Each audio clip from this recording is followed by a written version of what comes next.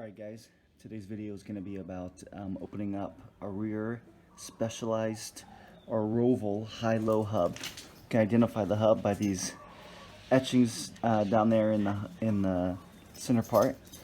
And I'm just going to assume that you already know how to take the cassette off and take the disc brake rotor off so you can get in there. In order to get started here, you're going to need a 17mm wrench and preferably a 17mm hub wrench. And the reason for that is that the spacing here on this is going to require you to slide one of these wrenches down in here like this. The big one here, it won't fit down in there. But fortunately on this side, the space that you grab with is on the outside. So we're just going to start by taking off that nut right there, so that we can kind of get inside of the hub. So once you get that first nut off, then you can just grab this with your hand and hold on to it while you screw the other side. And you're going to get this come out like that.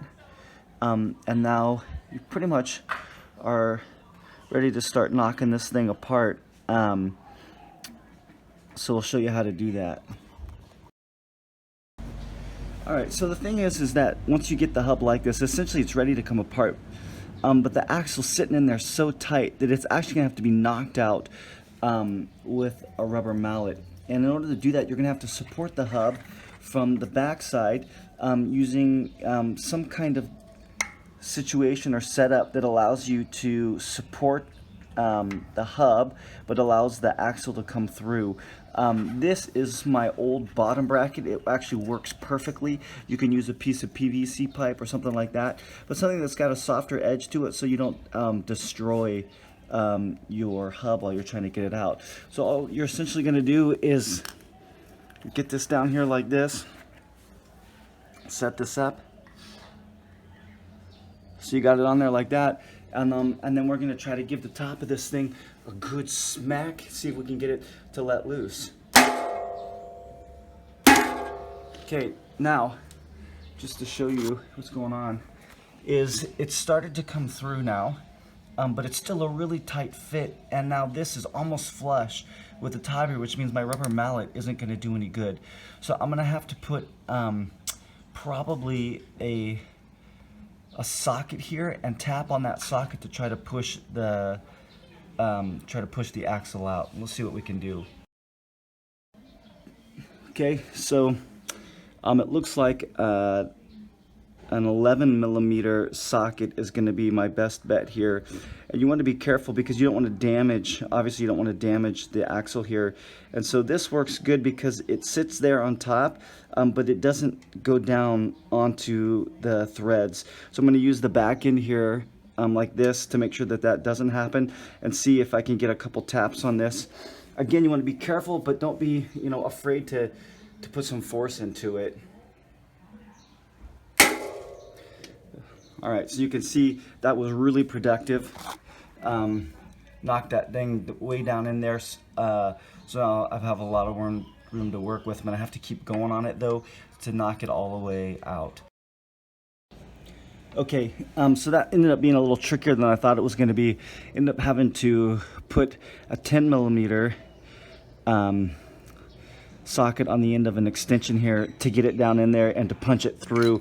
And one good quick smack reveals that I've got this axle now all the way out. So that's good. Outer bearing here, a little bit of play in that. It'd be nice to get that replaced.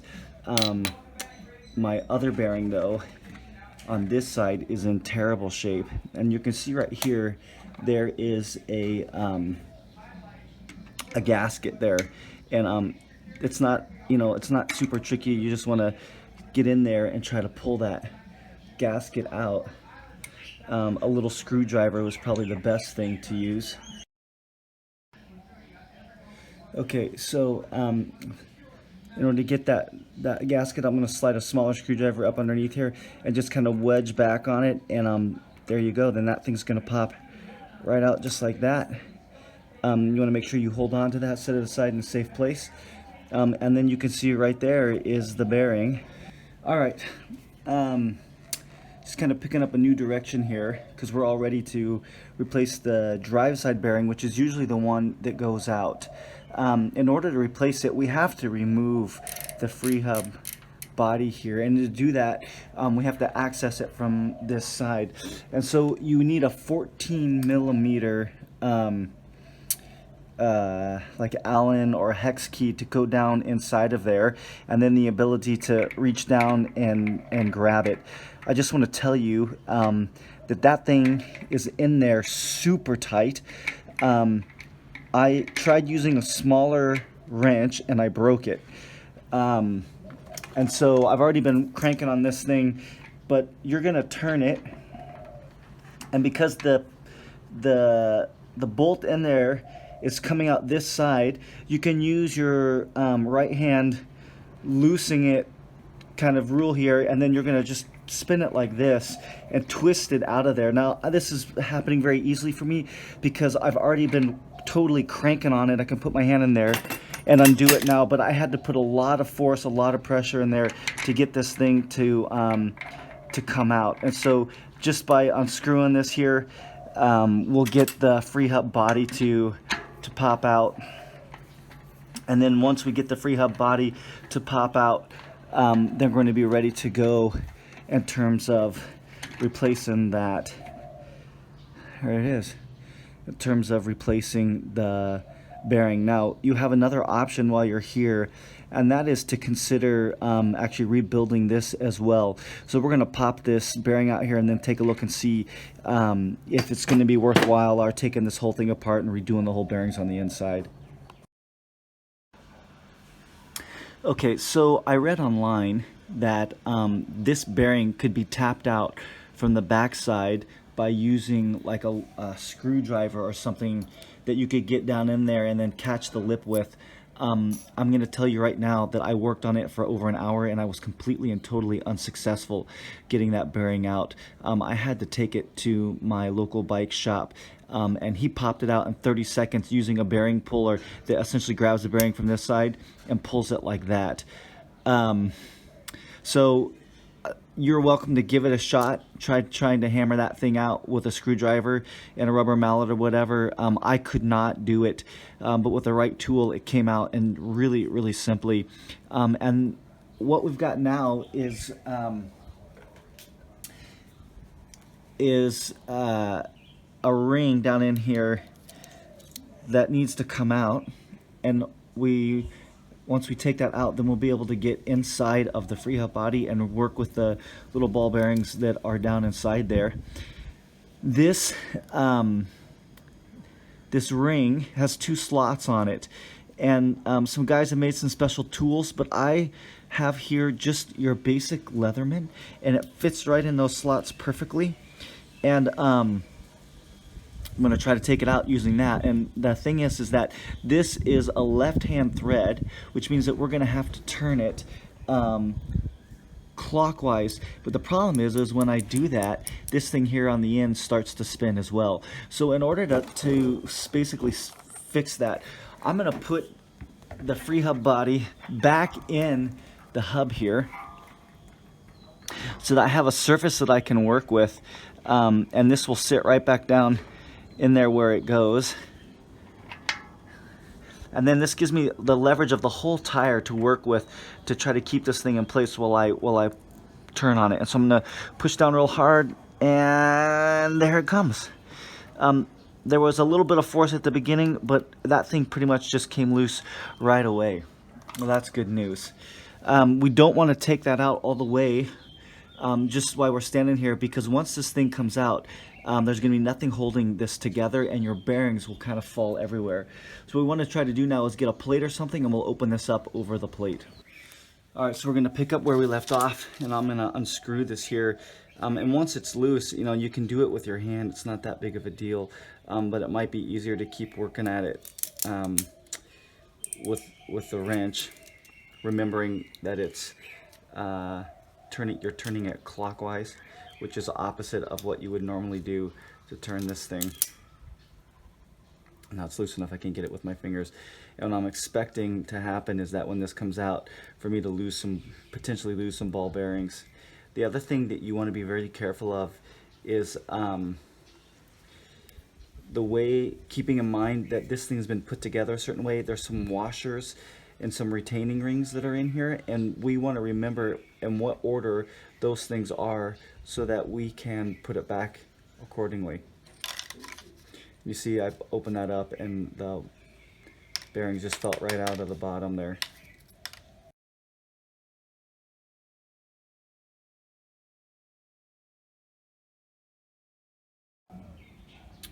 Okay, so I didn't film me opening this thing up. Like I filmed opening it up, but not the actual cleaning part of it.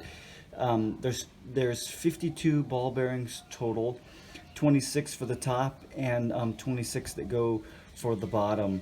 And putting it back together was a little bit tricky in that you have to kind of squish the pawls without disrupting the bearing placement that you have set in place there with the grease. I found kind of the easiest way to do it is that as you set the outer casing onto the inner casing is to twist the outer casing so that the pawls kind of slide up in there, and there you go. So this thing is all back together. So we're just ready now to put the bearing back into this, which we're going to do the old kind of old-fashioned way and just tap it in with a hammer and a socket wrench. Okay, so I have here my new bearing. This is a 15267 15267 2RS bearing. Some things to make note of is that the bearing is not going to sit past this lip. When it's in there, that lip will be lower than the edge of the bearing, which means that we can use a pretty beefy socket to put that in there. You can see the socket's a little bit wider than the bearing itself, and that's good because it's going to put pressure on the inside and outside of the bearing, keeping it from getting damaged. Okay, to get started here, I'm going to actually use my hand to push that bearing down in there, so that it seems like it's sitting pretty flush, and then I can use this socket here to try to tap it down in there. It doesn't work very well to do it with one hand, so I'm gonna set the phone up here so you can still watch me do it, but I have both my hands available to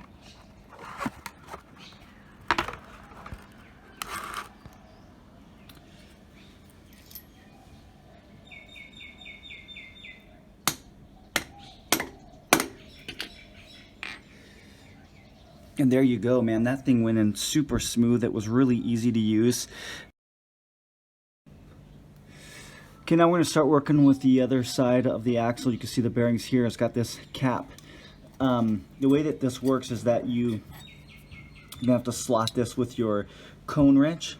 And then you can see that this thing is actually ready to receive a 17 mil on this side as well. And you're going to twist them like this. And that cap is to work pretty hard and it will pop right off, and that is how you get to this bearing, either whether you want to replace it or repack it.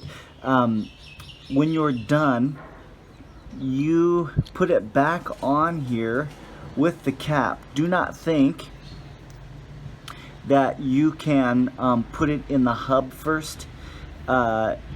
This little edge, this little lip here that you hook the 17 millimeter wrench onto will keep you from installing the axle the other way. So this is actually the way that it goes back in when we go to install it, and that's good news because it means that we don't have to really worry about driving this or pressing this bearing. It'll go in when we install the axle.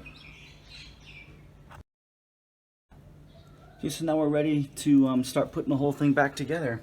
So we're gonna grab our Freehub body here.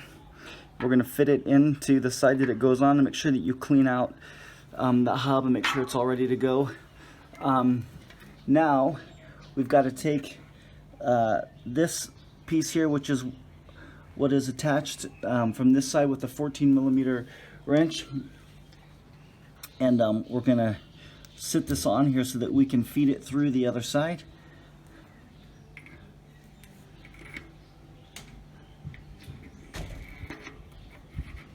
and just kind of get that started there.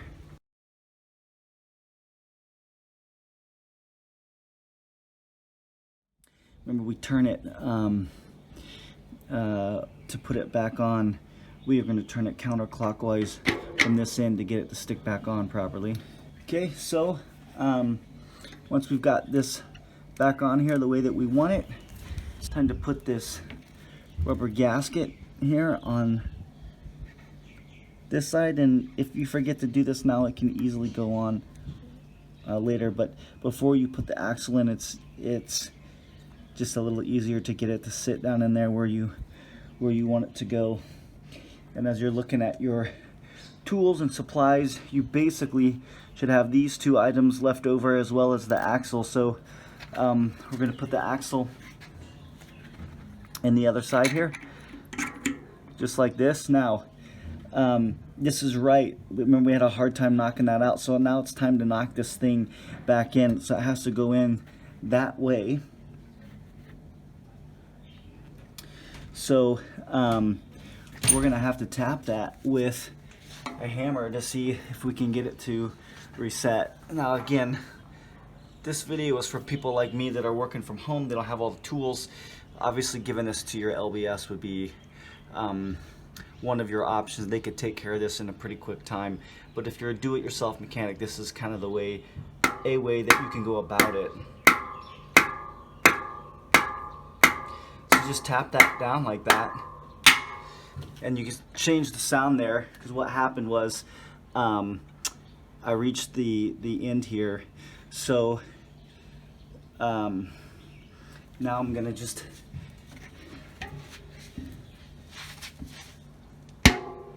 and that's it.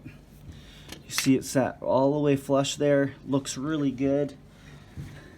Same thing from this side. It's rolling really smooth. I'm really happy with how that turned out. Freehub body's a little bit sticky because of the grease, but as it works in, that will clear up and give me lots and lots of more life. So the only thing left to do now is to screw these two pieces back on, put the cassette on, and then I'm good to go. So I hope you enjoyed this video, give you some inspiration and insight on how to maintain your Roval or specialized high-low rear hub.